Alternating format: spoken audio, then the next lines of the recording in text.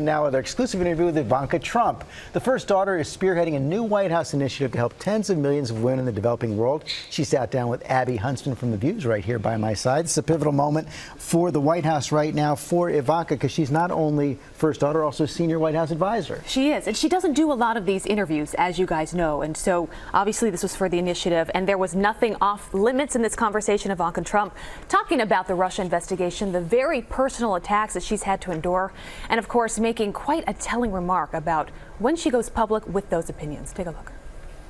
State of the Union just, a couple days ago. Yeah. One of the biggest moments was seeing the women there, seeing how many women are now in Congress. And there was that moment when the president cheered them on. But a lot of them, Democrats, ran against his policies. Were they cheering with him or in spite of him? Well, I think they were proud of themselves, as they should be. Everyone fought a hard race and they won. Mm-hmm. They earned their seat at the State of the Union, and I think we should always celebrate the inclusion of more voices in Congress. So I think it was a beautiful moment. The State of the Union also marked a big moment for Ivanka personally. That night, the announcement of a plan she has spent 2 years spearheading. We are launching the first ever government-wide initiative focused on economic empowerment for women. The goal? To help 50 million women in the developing world by 2025. This is the first ever umbrella approach, an all-of-government approach to saying we know it is smart to invest in women in the developing world. We know it's smart to unleash their potential. It's a good use of development dollars. Let's coordinate all the work that's being done across the U.S. government. You know you're going to have people watching Yes. that say, this sounds great. Everyone can get behind women empowerment.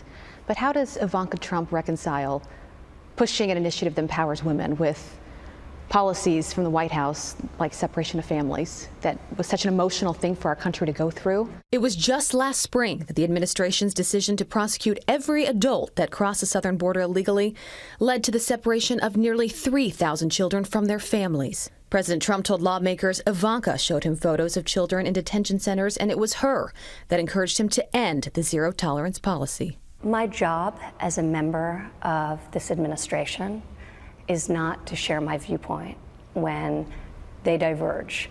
Subsequently, I was asked the question and I gave an answer. But my role in this regard is not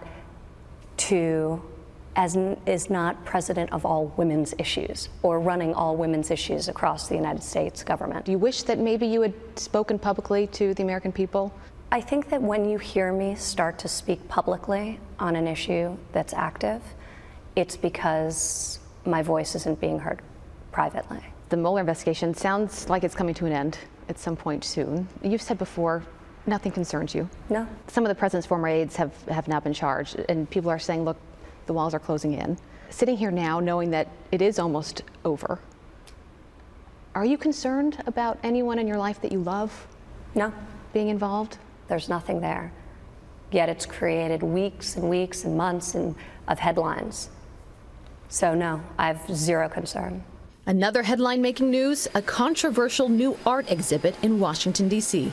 that invites people to essentially throw crumbs at a model that resembles you as she vacuums the crumbs up. When you see this,